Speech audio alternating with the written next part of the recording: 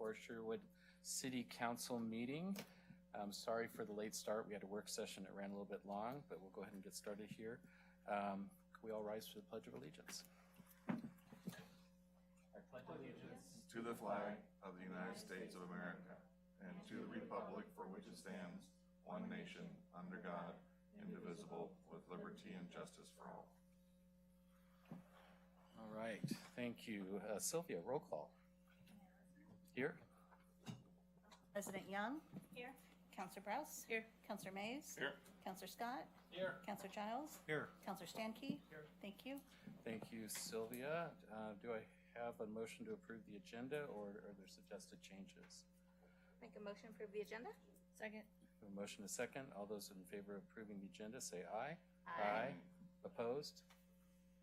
Motion passes. Thank you, council. On the consent agenda tonight, we have 1, 2, 3, 4, 5, 6, 7 items. Item A is approval of the June 18th, 2024 City Council meeting minutes. Item B is Resolution 2024-049, appointing Jay Walmsley, apologize if I got that wrong, to the Sherwood Planning Commission. Item C is Resolution 2024-050, appointing Joe Tillotson to the Sherwood Planning Commission. Item D is Resolution 2024-051, reappointing Steve Munsterman to the Sherwood Parks and Recreation Advisory Board. Item E is Resolution 2024-052, appointing James Booker to the Sherwood Parks Recreation Advisory Board. And item F is Resolution 2024-053, appointing Tara, Codadian. Tara, I apologize. We'll get that right eventually, to the Sherwood Parks and Recreation Advisory Board. And then item G, Resolution 2024-055, appointing Barbara Lettinger to the Sherwood Parks and Rec Advisory Board. So awesome. We're filling a lot of slots tonight. I move consent. Second. I have a motion and a second. All those in favor of approving the consent agenda say aye. Aye. Aye. Opposed? Motion passes. Thank you, council. Next item on our agenda tonight is citizen comment. Sylvia, do we have? I know you actually.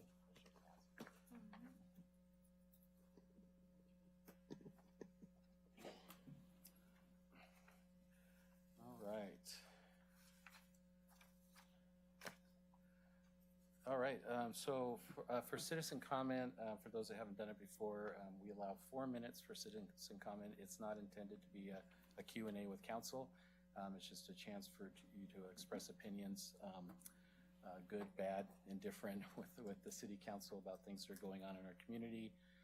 If you do have questions or specific asks that you want answers to, feel free to reach out to staff, or almost all of our counselors, their emails are online. You can reach out to them directly. But for the purpose of the meeting, it's just to listen to you. So first up tonight is Mark Long. And Mark, when you get up there, you just state your name and your address. My voice will carry. Well, no, we need to get it recorded. And if there's a little button there, if you press it, wait till it turns green. Holding the button? A little bit, yeah. Change the color and you're good. There you go. Perfect. Yeah, just state your name and address, and we'll start the timer. Sure. My name is Mark Long, 10-year resident of Sherwood, Oregonian. Grew up in the Aurora area. Monogamous father of 4, happily married, conservative, concerned about property tax and quality of life. I'm here tonight primarily because there are a couple of things that have been weighing on me a lot lately, and I just did some research this week and found out that Day Road is indeed in our county. So every time I drive my car through those potholes, I'm wondering who in the world is ever going to take care of this problem. I would love someone who has, some authority, maybe a city council from a town that's affected by that road, to assign someone to take a look into it. How does Amazon get to have a giant parking lot there? And now there's some new business building. They've got electrical going on one side, and they're building a business on the other side. I know it's not in Sherwood, but it's in Washington County. And these businesses that continue to destroy the roads and create those potholes with their big rigs and what they're doing, it's a nightmare. I'm also concerned about 124th. It got passed on, I'm sure, because of grant money, and It's a multi-county city thing, but at the end of the day, all of the traffic has been funneled down to become part of Sherwood and Wilsonville's problem. And everybody else up in Tiger King City, where they're relieved, great, they got relief, now we have the problem.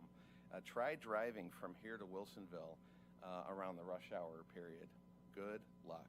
It is a nightmare. Even if I go over Baker and go over the mountain to think I'm going to drop down on Wilsonville Road, same, it's worse down there. It doesn't even have to be a Friday down there. It's ridiculous. If you don't consider traffic congestion a part of quality of life, then you need to rethink your thoughts. But it is. And with that vein, that's where I find out now that Costco wants to move into the old theater. Tell you what, I'd like to see a theater company buy it and do something niche and keep a theater in Sherwood. I was really sad when that happened. And I think that theaters are going to come back, and I think we should give it a chance. But putting a Costco in that's going to put a parking garage on top, I mean, what are you going to, you're going to ride an elevator with your cart of goods to go up and, or you're going to go take a ticket and wait in line, leave your cart down on the bottom and then go wait in line to be able to load your car with your things? That is ridiculous. I can't even believe Costco's considering it. But the biggest problem, and by the way, I love driving 15 minutes to Wilsonville for Costco. I'm fine with that. But the biggest problem is that if any kind of change like that, they're going to ask for on and off drives to get into their business off of 99. One of the best things for the rights of the city, keep our quality of life high and allow us to keep the traffic low. A little bit of revenue from Costco, it ain't worth it. We don't need a Costco here. We've got one 15 minutes away. We don't need it. Am I over my 4 minutes? No, you're still good. Okay. So, that's it for tonight. I'll probably be back and talk some more, but thank you. Thanks, Mark. Appreciate you coming in.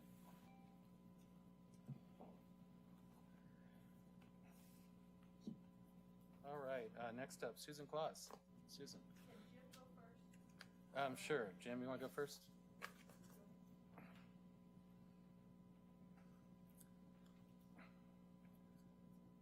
Welcome to the meeting, Jim. You know the drill. Your mic's on, Jim. All right, Robert James Claus, Pacific Highway. Okay, now, I'm in one of those nice things. The doctors have cleared me after 6.5 years, where a number of things were done to proceed legally.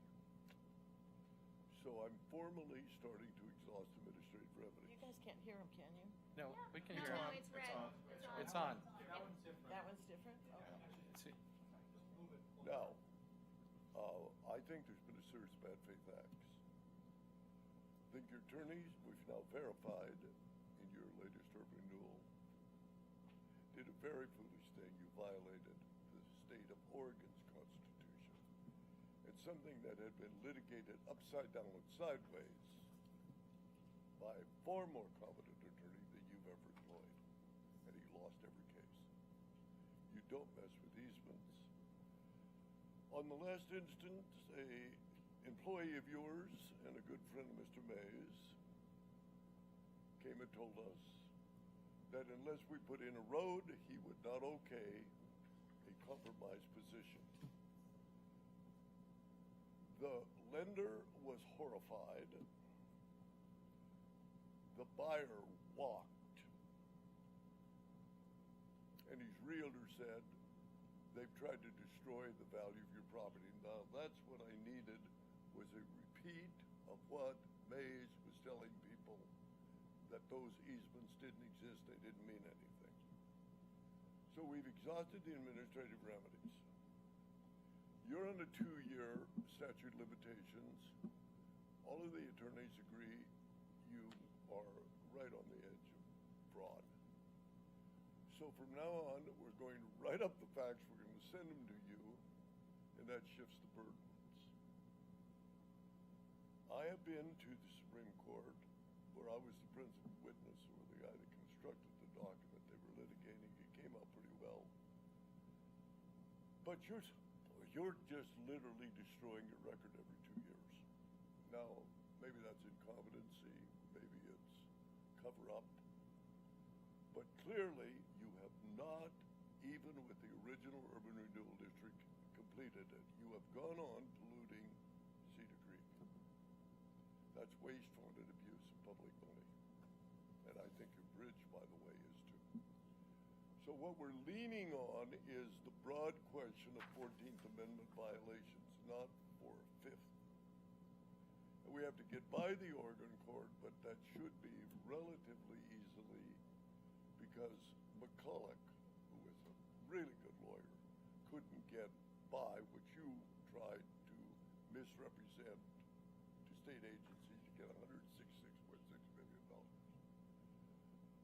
So I would advise you to sit down and not be surprised if you get a phone call with me trying to warn you of something, and I would heed it, because your last lawyer learned a pretty hard lesson. He can't be ignorant all of the time. State bar won't allow it. Now you're shifting the playing field, and I'm really happy, because you're shifting yourself into civil rights violations. And that's what's going on with these ordinances, and that's a real no-no. So I will, out of courtesy, copy you on some of the letter to some of the state agencies. There are 3 that now want this documented in writing, and give you a chance to explain what I consider the waste, fraud, and abuse of public funds. So, good luck. I don't listen, San Diego. Thank you, Jim. Good luck. And next up is Susan Kloss. Good evening, Susan. Hi. I left 2 images for you. One is called Ice Age Trail to Refuge, and then right behind it, there's this shot here. So if you look at this picture right here, this is from 2012. This was the original Ice Age Trail coming in from Wilsonville. So Ice Age Trail starts in Wilsonville, goes through Sherwood, connects to Tualatin, and then there's all kinds of fingers that are supposed to go into this big trail. Sherwood is responsible for Sherwood's part of the trail, in the sense that we connect our town to that trail, so we have the local access to that regional trail that goes over to the refuge. That's been part and parcel of what we've done for years, okay? So if you see on this, the yellow page right here, the trail was coming up Tonkin Road in 2012. That's where it was supposed to go. The Master Parks Plan right now is the first page that I gave you, and you'll see that now that's been changed from following our wetlands from Wilsonville through Sherwood over to the refuge. Now we've got high ground, and it's all keying off 124th. This gentleman right here was talking about all the changes that 124th are bringing in here. This is a fundamental change to our long metro-guided pathway that's supposed to hook Sherwood up to Wilsonville, and so everybody can have a great experience. So my problem is a couple things. Jim and I have donated land for this particular long-term project. We've donated several acres. Things have changed, right? We donated the acres in anticipation. There's some along Cedar Creek Way that we did. We donated some acreage right at Tonkin Road. Here's my problem. Tonkin Road, one of my problems, Tonkin Road is wetlands, low ground, right? People can walk that, all different kinds of people can walk that. They could roll it if they wanted to. Now we're talking about bringing them in from Oregon Street, for God's sakes. Those elevation changes are ridiculous, right? Okay, and everybody knows that. All you have to do is drive from 124th. I don't know how it's going to connect now with Wilsonville and how we're going over there, because I didn't get the outside trail. But anyway, so my point is this. This is a long-term project for the crown jewel of our town, which is the refuge. It's not just a crown jewel for our town, it's a crown jewel for Metro. And we've just told everyone, foo on you. We don't really care that it's walkable. We don't care. We're going to do what we want to do because we got some grant money, and we got a bunch of other deals going off 124th. So please, let's take a look at that. And again, we always forget one of our main partners in things we do around town is the U.S. Fish and Wildlife Service. Let's make sure that they're in our decision-making loop as one of those parties that has something to say about what we do. I'm sure that they wouldn't have said, hey, yeah, bring it up on the high ground. Bring it through the industrial area, for God's sakes. Yeah, put it through all of that urbanized area so everybody can say, well, at some point, maybe 5 or 10 miles, I'm going to get over to the refuge, but I got to go through all of this nonsense when I was trying to have a nature's walk. We're ridiculous. We can't do that. Okay, so please. I just have one. This is just a technical thing. I've asked this question like over 2 years. Urban renewal, there's no place here for public comments. This is another one of those things because we're using urban renewal money. We need to have a public comment ability. I don't know who told you. I don't know if it's our city attorney that told you for a public meeting you don't need public comment, but I don't think that that's true. And I think that we have very serious input that we need from the citizens in the URA before we commit great big money like the pedestrian bridge. Thank you very much. Thank you. Appreciate it. All right. Find my agenda here. Oh, do we have anybody online? Okay, good. Any other sheets? No, that's it. All right, next on our agenda is new business. We have Resolution 2024-054, approving battle title and explanatory statements and submitting to the voter a proposed charter amendment regarding council compensation for expenses incurred while conducting city business. And Sebastian, I'll turn that over to you. Mayor, councilors, I wrote this resolution in ballot title in response to the Charter Review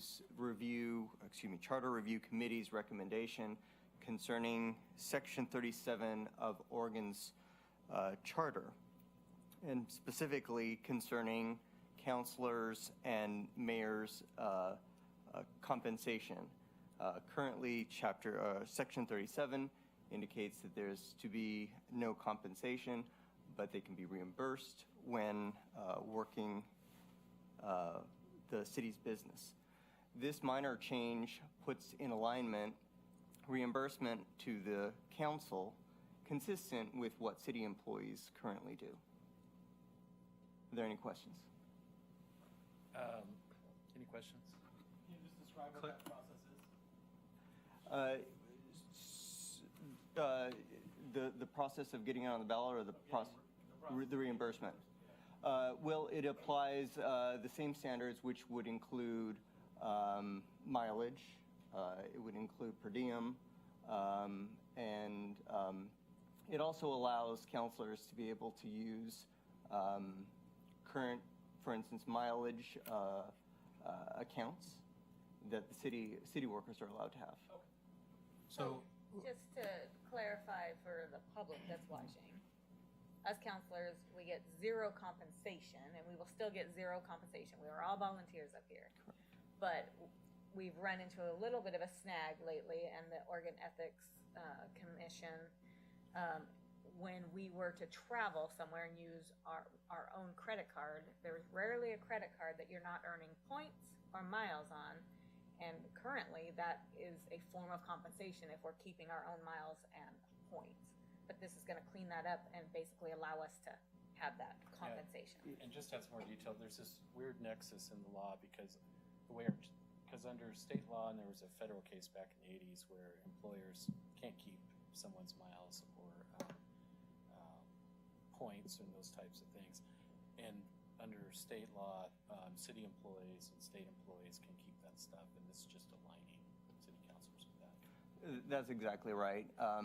In all intents and purposes, it meets the current usage, but makes it very clear and aligns with the city employees' current policy.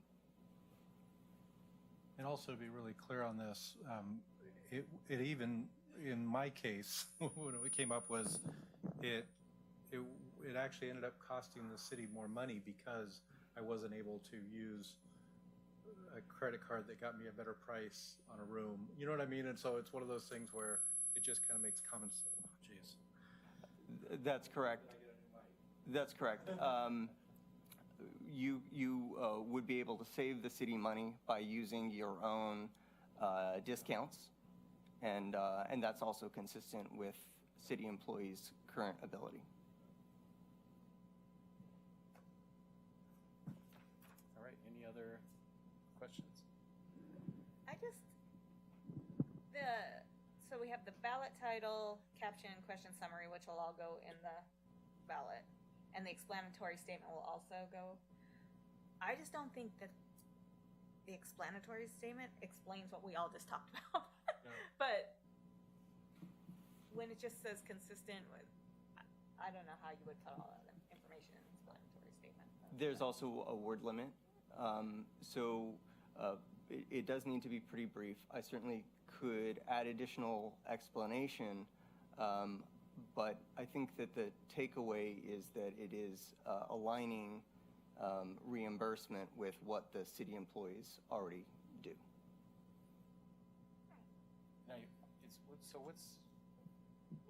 I want to make sure that when the voters read that in the pamphlet, because our charter does not allow compensation for city councilors, and I'm fine with that. I think that's actually a good model for a city this size. But I don't want them to misunderstand it and not understand it. The only thing we're trying to do is clean up this weird hole between our charter and state statute along these lines. So, do we have time to delay this to the next meeting so maybe work on that statement a little bit more? Sylvia, do we? I'm not sure. I know we're close. We are very close, but I think we do have time. One meeting. Worst case, we could always kick this out to the next May election. Keith? Thank you, Mayor. Yes, a delay could, if people want to delay, you can delay it. If there's time, you can wordsmith it some more. But there's also the opportunity for community members to submit arguments in favor for more lengthy discussion or plain language, or all the above. If there's time, even though it's close, if there's actually, if we have another council meeting prior to the due date, that we could wordsmith this just a little bit more, I think that would be beneficial. Be sure. Yeah, I don't, Councilor Mayor, I don't have my election calendar in front of me. I can go get that if we want to continue and come back to this conversation, table it until after the public hearing tonight. I can absolutely do that. Yeah, that's why. Okay. Yeah. So we'll table it for now. Okay. Awesome. Thank you.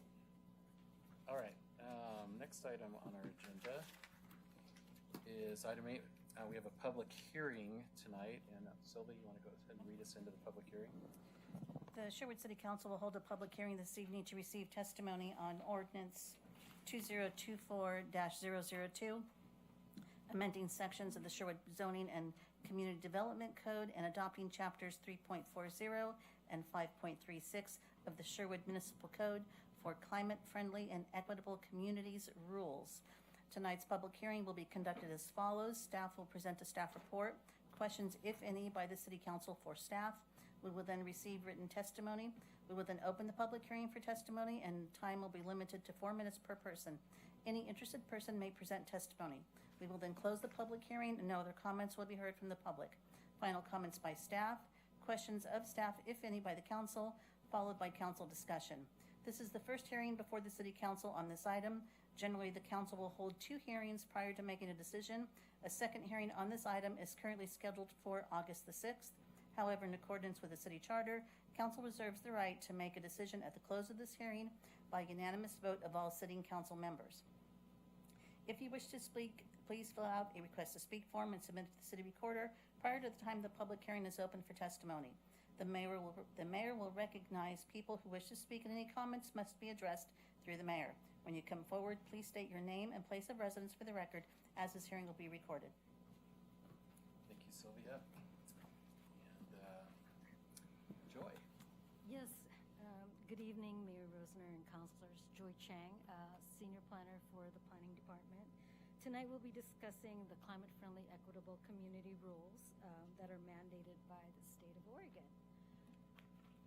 So this slide basically reflects the background, which basically states that on March 10th of 2020, the former Governor Kate Brown issued an executive order directing state agencies to reduce climate pollution. With that, the Oregon Land Conservation and Development Commission adopted climate-friendly and equitable communities CFAC rules to help meet the state goals to reduce climate pollution, especially from transportation. And again, these rules apply to urban metropolitan areas throughout Oregon. The city of Sherwood, again, is mandated to apply these rules because if we don't, they will require the cities to have no parking policies whatsoever. So the goal was that the city has implemented the least impactful standards of all the CFAC alternatives that were provided to us. As you are aware, the city is under litigation where the city and 12 other jurisdictions sued over the new rules, and unfortunately, the Oregon Courts of Appeal affirmed the overall validity of those rules that was adopted by LCDC, but the city and some co-petitioners are seeking review of this decision by the Oregon Supreme Court.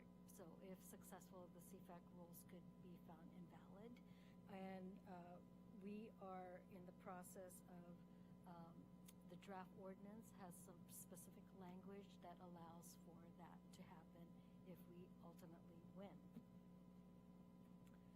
So key parts of the rules is reduction of parking mandates, reform near transit corridors and climate-friendly areas, electric vehicle charging, parking regulation improvements, reducing the burden of parking mandates, and fair housing or fair parking policies.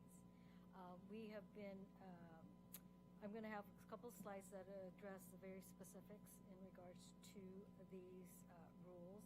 And we have been granted an alternative date of implementation because these rules should have been implemented as of June 30th of this year. So we've been granted an extension due to meet council schedule and getting our meetings set. So let's start. So the first is reduction of parking mandates for certain development types. So we require no parking, or the rules require no parking more than one parking space per unit in residential developments, no parking requirements for residential care, training, treatment facilities, no parking requirements for child care, single room occupancy housing, residential units smaller than 750 square feet, affordable housing, publicly supported housing, emergency and transitional shelters, and domestic violence shelters. Also the requirements in regards to reform near transit corridor. Line 94 requires no parking for lots or parcels within 1/2 mile of the transit corridor as defined by the OAR.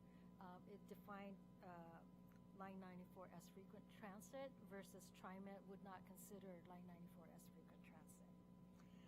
The other is the climate-friendly areas, which is the town center. So of course we have Sherwood Town Center. So again, no parking is going to be required within our town center on parcels of land within 1/4 distance of the center line. And so the image in front of you as far as the pink is the impacted area. So the blue reflects Line 94 and the red reflects the Sherwood Town Center. So everything out of that area, or everything that's pink, is pretty much impacted as far as us not requiring parking. Even though I just want to point out, even though we're not requiring parking, if a brand new development comes, it doesn't mean that they can't build parking if they want. It's just we are not going to be able to require them to build parking. The other regulation specific to electric charging vehicles. So it requires new multifamily residential buildings with 5 or more residential dwelling units and new mixed-use buildings of 5 or more will require to install EV conduits to accommodate 40% of the vehicle parking spaces. So again, it's just the conduits so that the infrastructure is in ground when they're constructing. The other regulation that we're also implementing that's tied to EV is that non-residential development, both commercial and industrial, under private ownership will be required to also install EV conduits at no less than 20% of the vehicle parking spaces in the garage or parking area for the building. So that is very specific to the building code, and so we're just rolling it in since we're already making changes related to conduits for EVs. So parking regulation improvements, we're addressing preferential placement of carpool and van pool parking, allowing redevelopment of any portion of parking lot for bike or transit uses, allowing and encouraging redevelopment of underutilized parking for other uses, allow and facilitate shared parking. New parking lots more than half an acre in size must also install 40% of tree canopy or solar panels or solar wind, fee in lieu or green energy. We're also adopt parking maximum in locations such as downtowns, regional or community center, and transit-oriented development. Additional amendments include reducing the burden of parking mandates. So, unlike today, garages, we typically don't count as parking spaces within our existing code. So the garages and carports may now be counted as a parking space. And also, garages and carports may not be required for residential developments, but again, typically housing that are built typically have a 2-car garage usually. But there's provisions of shared parking shall be allowed to meet the mandates. Required parking may be provided off-site within 2,000 feet of pedestrian travel of a site, and then reducing parking mandates of providing solar panels or wind power capacity, car sharing parking space, EV parking spaces, units that are fully accessible to people with mobility disabilities. So finally, there are fair pricing reduction mandates. There were some choices, and council reviewed these choices and actually chose 2 options. And they are to require parking spaces serving leased commercial developments to be unbundled. And second, requiring a tax on the revenue from commercial parking lots, collecting no less than 10% of income, with revenues dedicated to improving transportation alternatives to drive-alone travel. And at this time, we're implementing the regulation, but we currently don't have any commercial parking lots within the city of Sherwood. But if and when that ever happens, we'll be in compliance, and we will be collecting 10% of that income. Again, this is just the new chapter 5.36 that again is parking for commercial uses with some exceptions as far as hotels, motor vehicle sales and service, trucks, minis, warehouse housing or self-storage, vehicle fueling stations, car washes. And again, we're asking the leases, the property owners that have these commercial uses to have rates of no less than $50 per space per month for each parking space. And they would be executed at the time that they renew or get a new lease at that commercial development. Again, the parking lot aspect, even though we don't have one, again, it's a new tax revenue for the city. These are commercial parking lots. They're standalone parking lots that are that rent parking on a daily, monthly, or annual basis. I just want that to be clear. It's like a smart park, that aspect of it, versus going to Target or a plaza or a marketplace. That's not what we're talking about here. Again, it's based on... Yes. Unless Target starts charging for parking at their store. Right. Not likely, but certainly under this, they could. Well, yeah, they could. But so, again, this is going to be based on gross income collected quarterly, and we're going to generate a standardized form just to make sure, similar to the transit lodging tax form, that we have to execute. So, yeah. Applicable criteria in regards to plan amendments is reflected here on this slide, and definitely they've been addressed, and staff finds that they meet the plan amendment requirements as written in the staff report. Public engagement definitely is always key as far as Oregon Planning Rule number 1, and we've presented to the Sherwood Chamber of Commerce twice at a networking breakfast and also at a business licensing or business luncheon. We've had 2 public open houses, one in the morning that was catered to the business community and one in the evening that was catered to the public.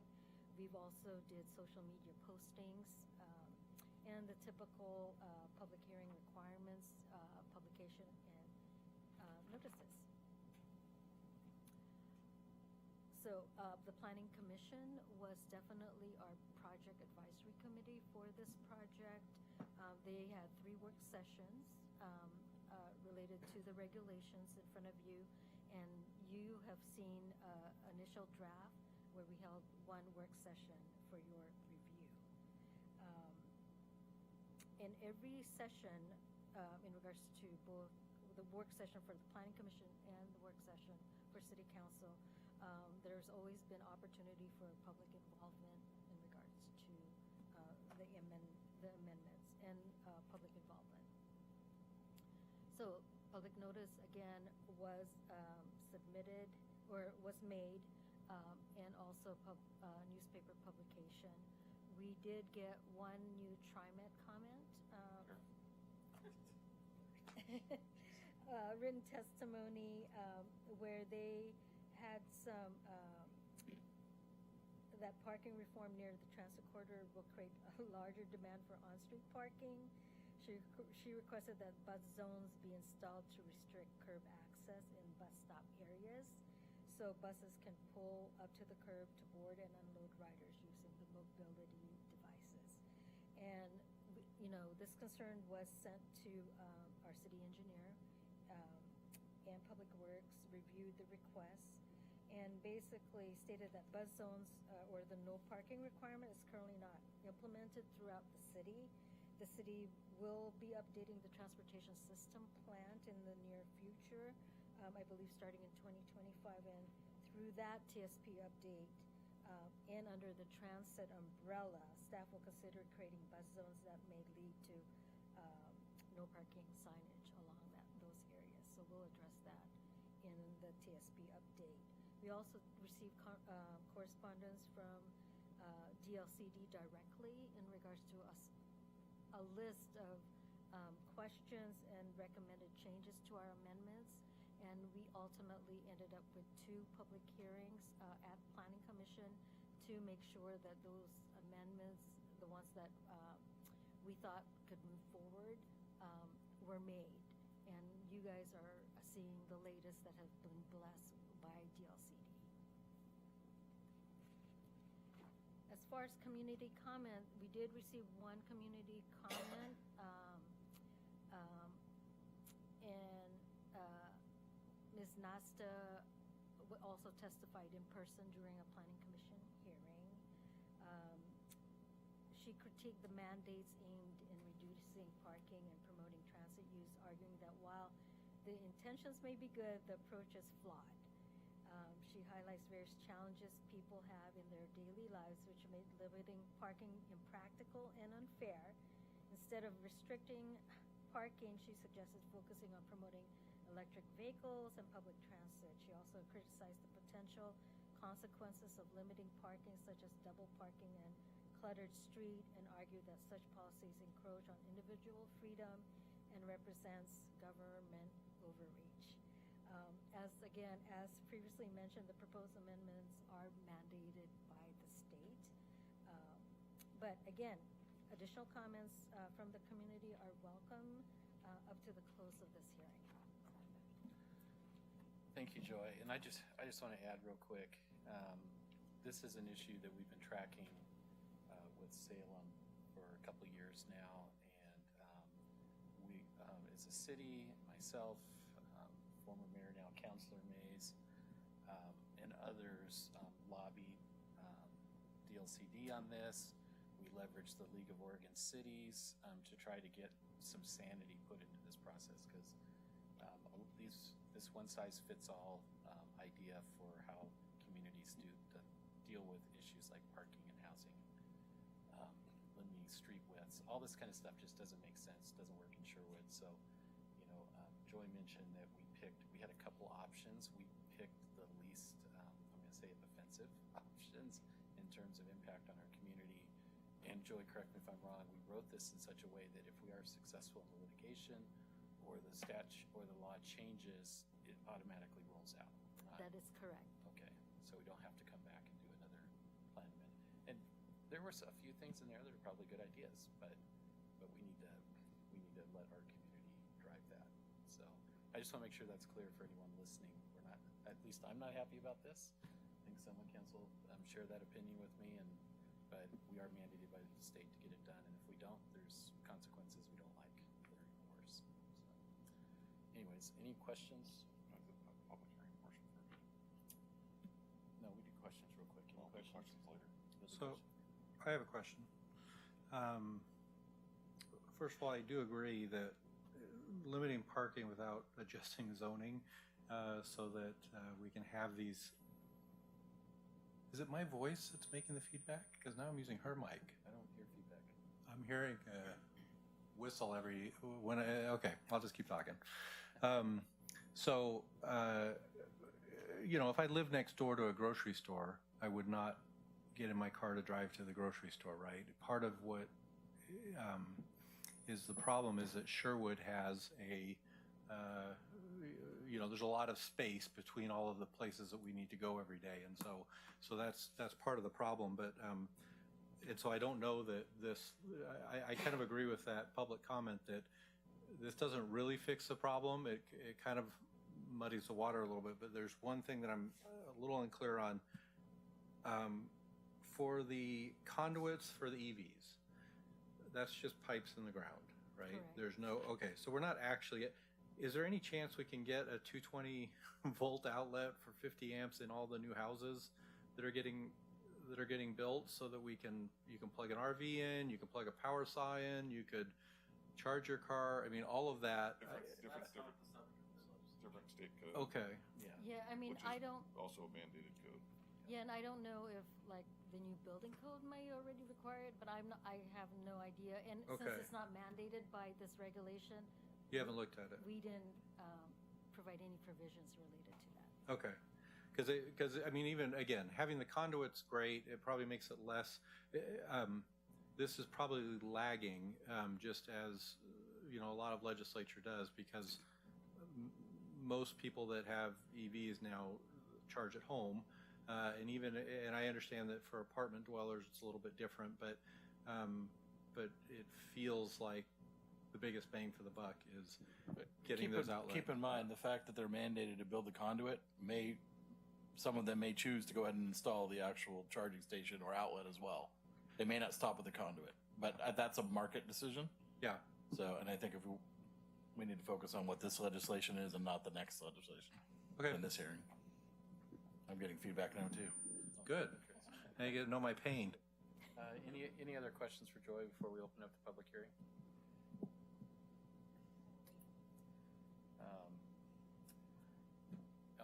Thank you very much, Joy. So we'll go ahead and open up the public hearing. Do we have anyone in the audience tonight that would like to give testimony? Can I ask a question?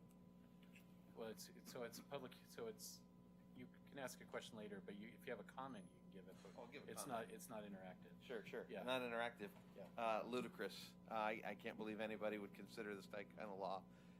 It's going to choke our city. This is a rural town. We're not Portland, and we're never going to be Portland, and we don't want to be Portland. So you can't implement rules that would work for a place where less than 50% of your residents have vehicles. Sorry, we're not that place. What percentage of people that live in this town have vehicles is probably going to be closer to 95%. So, sorry, that it just doesn't fit. I know the state's gonna. What they're doing is they're trying to what do you call it? Rickroll you, or they're going to force you into paying penalties. Is what they want. They want to increase your tax, and it's going to make development for businesses harder. But yeah, it's too overreaching. It's ridiculous. Thank you, Mark. Do we have anyone online? No. All right, I'll go ahead and close the public hearing at this point. Discussion I have a lot. or question? Do you have more questions? No, I have discussion. I have no questions. Joy, thank you for your presentation and your work with staff and the Planning Commission on this. Full disclosure, I've only got through the first 50 of the 150 pages of this nugget of pain. And largely, we don't have a choice. The Planning Commission, thankfully, and staff spent lots of time and effort to do what was required with the least level of, because there's communities, I'm sure, that will go much further than the minimum that's dictated by the state. And we loved it so much that we got to the point of suing the state, along with a lot of other community members. So here's my question. I don't believe it's in this ordinance, but in adopting this, either in this ordinance, another ordinance, or a resolution, would like the City Council to consider, with Planning Commission staff's input, outlining our community expectations for parking, regardless of state law, within the current 2024 city limits. So we know at some point Sherwood West will happen. The current concept from City Council anyways is to master plan it, and we'll take all this stuff into account, and everyone will know what's happening before they move there so that there's no surprises. The risk to me to this legislation is to the existing community members, and how someone can come in, or someone who lives here can choose to redevelop their property in such a way that could have a negative impact on their neighbors. I would like us to do whatever we can to minimize the harm of this proposed ordinance. To that effect, establish community standards for what we hope development would do. But if they so choose to follow the law, and do something different, have a lower standard for managing parking, be it commercial, industrial, or residential, that we give a direction, alert the developer that the City Council has a law in place, an ordinance in place that directs staff to immediately start the process of creating a parking zone, on-street parking zoning, so that a developer cannot assume that if they come in and redevelop whatever into a much different way, and with the expectation that they'll be able to put 50 cars or 10 cars or however many cars on the city streets, that we are telling them that's a big fat no. That's not going to happen, because we're going to protect within the rules and the laws that we can, that we can give Council President Young a permit for one on-street parking in front of their house. But it's not going to go to the 8-plex 2 doors down, for instance. So that's what I'd like to see. I don't imagine that we put that in this because we were just trying to adhere to this law, which isn't it's there's nothing more asinine than if you have a directive, an executive order from the governor to direct a state agency to implement, a bunch of rules that force all cities to adhere. That's why we're suing them. But that's what we're at. So that's my idea, request, to try to minimize the damage on existing city. Thank you, Mayor. I will be voting yes on this, because the alternative is more onerous, which is we get worse rules forced upon us, which I don't want. So I'm begrudgingly voting yes. Regardless of what anyone thinks about the rules or regulations that are in the CFEC mandate, you might like them, you might not like them. Regardless, we should all not like the process by which they came to us, right?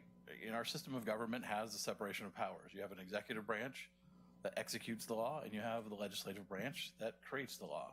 And far too often, we've seen nationally the abuse of power that happens in the executive branch with far-reaching executive orders, and we're seeing that at the state level at increasing frequency now as well.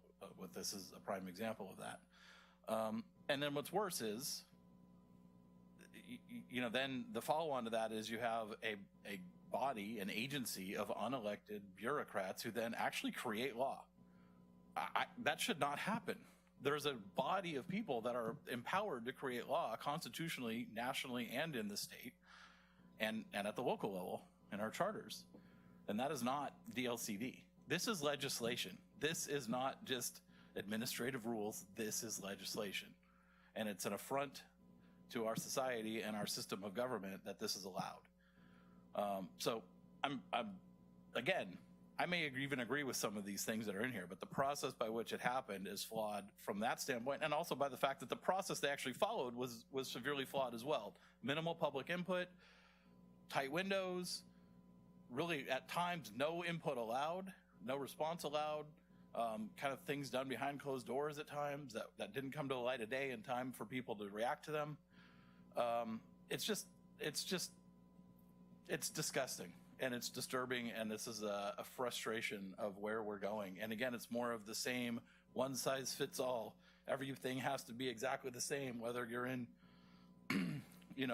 rural Oregon or downtown Portland or anywhere in the metro region. It's absurdity. There are differences in communities. We may not like those differences. We may like them. But regardless, like the idea that every community and every city and every jurisdiction should even have the same standards and rules and legislation is absurd.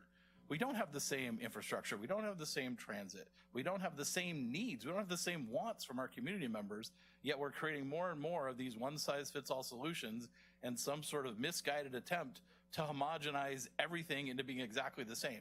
It will never be the same. You cannot create that goal. It's impossible.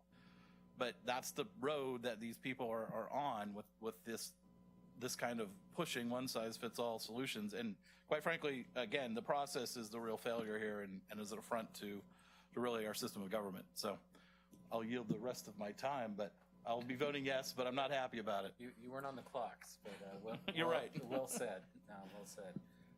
Dan. Keith, the Planning Commission, not me, but the Planning Commission did discuss something similar to what you talked about, not necessarily creating a law here or us passing one, but more that the Planning Commission would have what are, I don't remember the wording we used, but expectations or recommendations for parking for developers, for people coming into the city if this were to pass, so that there would be some standard that was given to them on a separate pamphlet, but not law that they need to follow. To that, though. Correct, but at least something that they know what would be ideal for Sherwood. Exactly. That's good. I appreciate that. I think. But what you're saying, I think, goes even further than that. Yeah. Well, maybe there's ways we can have a carrot. That's what we need. So. Yeah. Awesome. I like it. One of the things that got brought up as well was handicap parking. With doing away with all parking, the handicap parking is based on a percentage of that, and so there's 0% of zero. There's no handicap parking then for Lovely. anything within what that map that Joyce showed. That will no longer be Right. required. Now, again, the developer, can choose to put parking in, but the law will state that it doesn't require any of that, which I don't understand how that's possible. So like with Doug, I will be voting yes on this because the alternative is much worse. But it's unfortunate that this is happening to our city.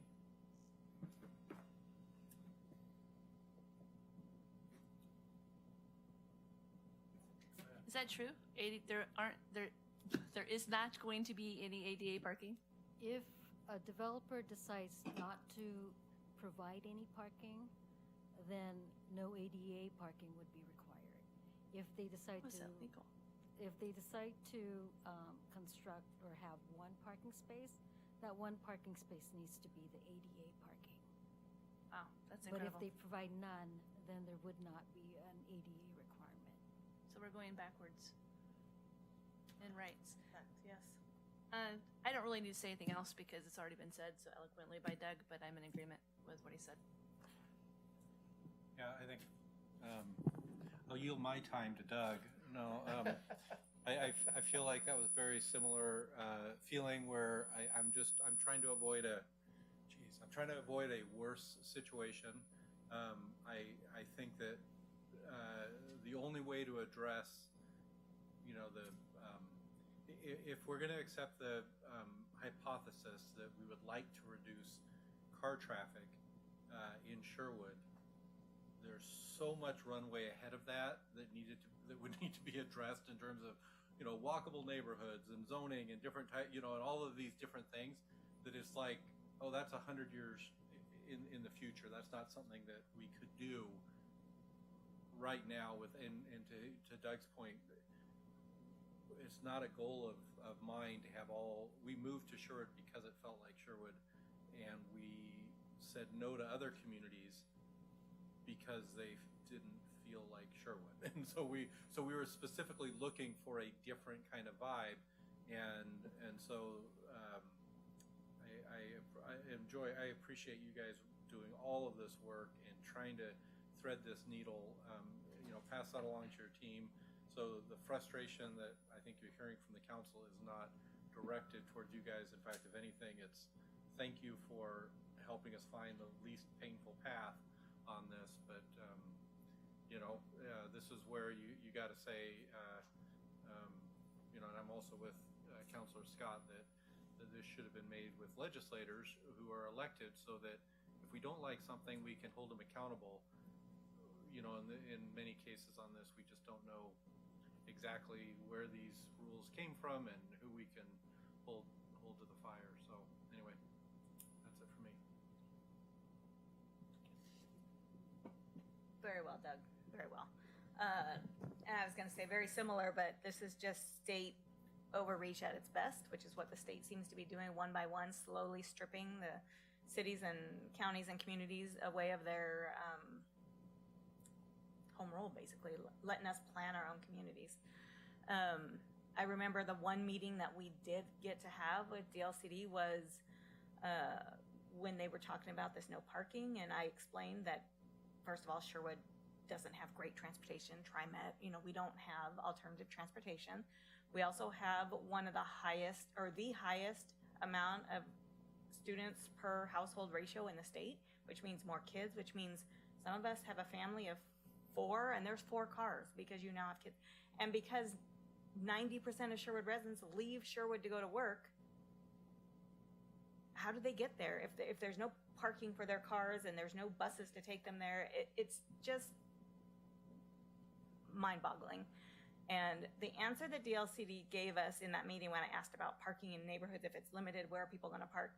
Their answer to me was a parking garage. In the middle of a residential area, a parking garage? So this is just the absurdity that's coming down. So this is state mandated. We're going to have to pass it. Appreciate staff doing the least impact on our community. And let's prevail at the lawsuit. I remember in that same meeting, I asked, if we don't have minimum parking requirements for commercial development, their response was, well, the developer will know best what the parking is. We're not saying you can't have parking, we're just not going to set minimums. My experience is the developers are out to make as much money as they can, and they don't care what our city looks like in 20 to 30 years. So it's super frustrating, and since I'm guessing a lot of people in our community might view this particular meeting, I just want to add a couple things because this was done through executive action by Kate Brown, our former governor.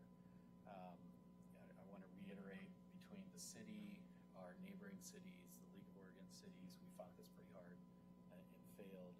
But there's legislative stuff going on. HB 2001, and what year was that? 2021. The governor passed where, and some of you may remember this, but it said we can no longer have exclusive single-family detached zoning. There's some merit to that idea, but the problem with it is it gave developers the control over what mode of housing is built with no accountability for the types of housing they're building and accountability for the types, we do need missing middle, we need some more affordable housing, but they didn't put accountability on the builders, and we fought that one pretty hard as well. And just in this last short session, we got the governor's housing bill, which actually creates a list of 10 variances that we're required to give to developers with little accountability. So I just want the community to know, we know this is going on. We are expending a lot of energy in Salem and working with the League of Oregon Cities and other groups like that to fight this type of preemption of local control. So, Can I add something to that? yeah, and my last thing, and then, and I just want to say that was very well said, Doug. I could not have said that better myself. People are going to wake up in 10, 15, 20 years, not just in Sherwood, but in all these towns and communities and cities around us. And they're going to say, what happened to the community that I loved and that I want? It's gone. Why did you allow this? And they're going to be asking that question 15 years from now. The answer is, it's already happened. It's gone. We're going to see it build out over the next 10, 15, 20 years, but the ship has already sailed with these things that Tim mentioned, HB 2001, the housing bill, CFEC, and there's more. The legislation's already there. Now it's going to take 10, 15, 20 years to show up and to have these communities be something foreign to us that we don't recognize, and everyone's going to be real angry then. It's too late. It's happened. But I'm going to be optimistic and say there's still time to change the trajectory, continue to work with the state, but I agree with you in principle. It's problematic. Yes, Keith. Yeah, thanks, Doug, and thanks for everyone's comments. But I really, really would like us to have something that we would pass. I don't know if we legally could do it as an ordinance, but a resolution stating what our expectations are for new redevelopment to protect what is already here, and just say that if you don't want to meet our standard, the council is given staff direction to initiate processes to protect them. I mean, you're right.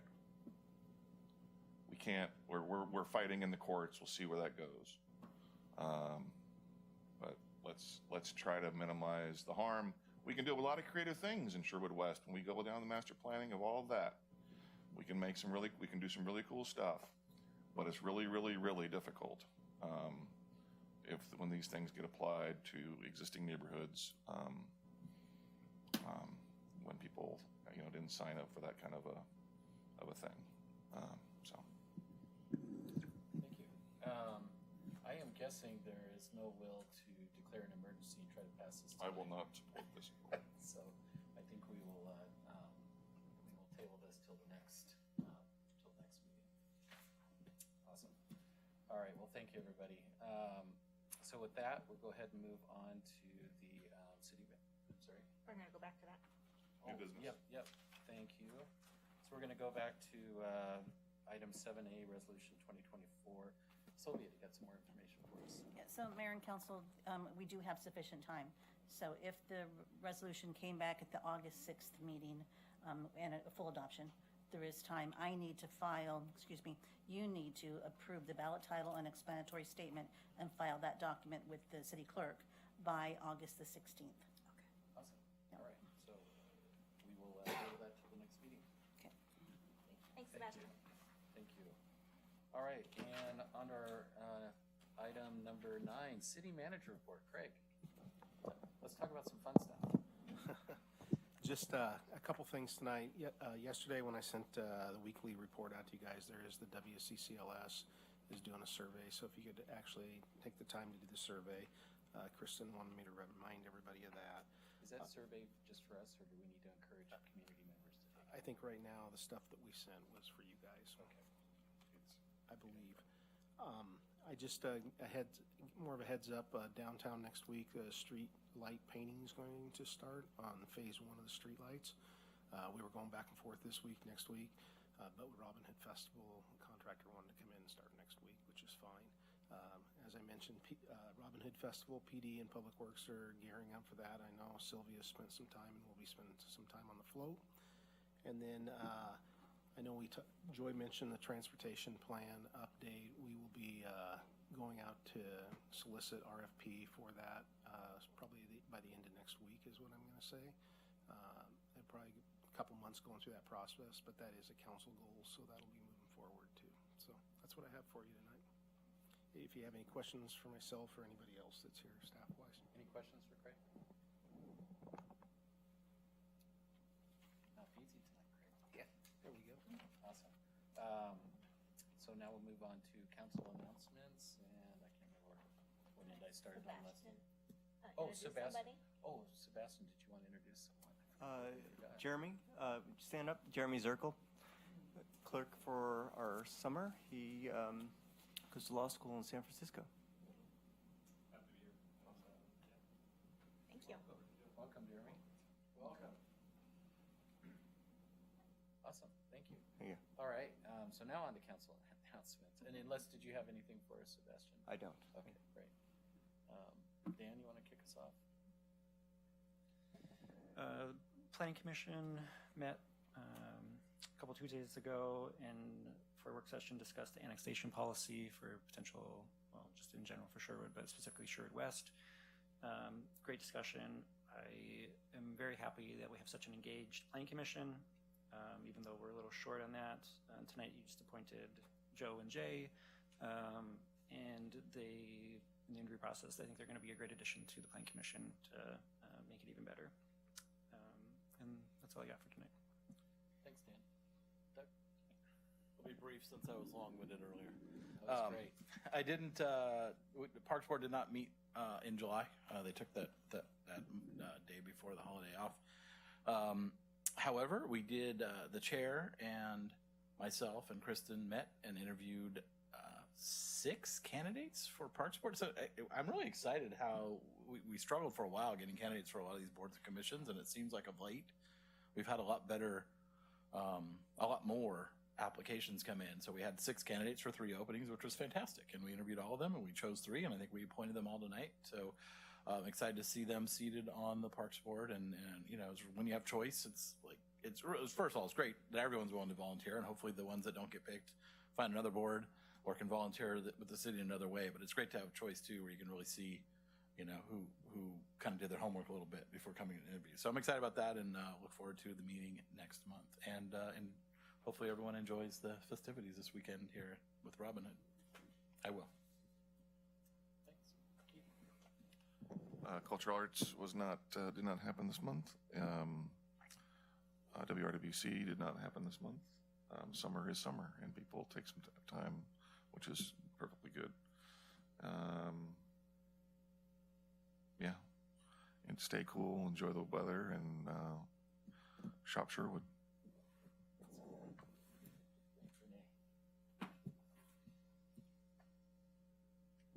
My assignments did not meet, so I don't have any updates there. But we do have National Night Out on August 6th, if I remember correctly. Does it start at 4 or 5, Ty? Anyway, it's coming up. Usually 4 or 5. There are 4 and help set up. Yeah. And it's a great time for the community to come out and support our police officers. 4 at Cannery Square. The water will be on. And if you were planning on going to the Sherwood Wine Festival, the Rotary Sherwood Wine Festival on the 10th, it's been rescheduled to November 2nd. So stay tuned for more information. That's all I have. Okay, the school board's not met since our last meeting. The library meeting is tomorrow, so I'll report on that at our next meeting. We're already reminded to fill out that thing, so that was one of my announcements. We do have for the library African continent storytelling on the 16th, and then mark your calendars, July 25th, 11 o'clock, Cannery Square, live goat party. That's not greatest of all time. They're bringing goats, so bring your kids. It's like a portable petting zoo kind of a thing. It'll be fun. Also in the arts range, we've got the Music Man is performing this weekend at the Center for the Arts, and in the evening, and then also next weekend. So it's been 15 years or so since it was last year in Sherwood, and I am excited about it. That is all for me. Awesome. Thank you. Yeah, Community Development Block Grant, we met last Thursday.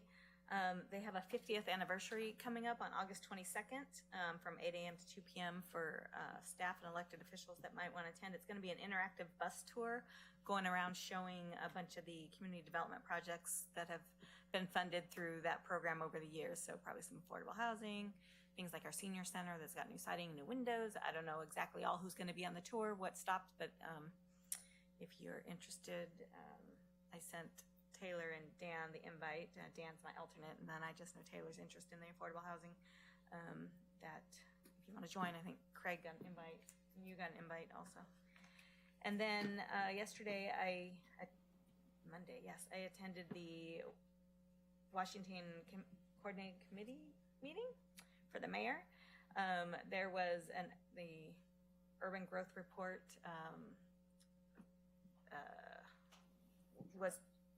draft was talked about, and then they talked about the Sherwood, our urban growth boundary expansion request. And then in the end, there was some of the mayors were like wondering why we were talking about this again. They feel like they've been talking about Sherwood for a long time. But in the end, the committee approved to have staff draft a letter of support coming from the committee or from the mayors. Is it all mayors on that committee? Not necessarily. Okay, Generally it is. so from the committee itself to Metro in full support of our request, and so that was good. This Thursday night is police advisory board meeting, and it looks like we're gonna review some new policies that are coming our way, which means then they'll come our way as city council. So the advisory board will review them and then make our recommendation to us. And then I was also going to mention Music Man, but Taylor did that. So this weekend is very busy in our downtown between Robin Hood and Music Man.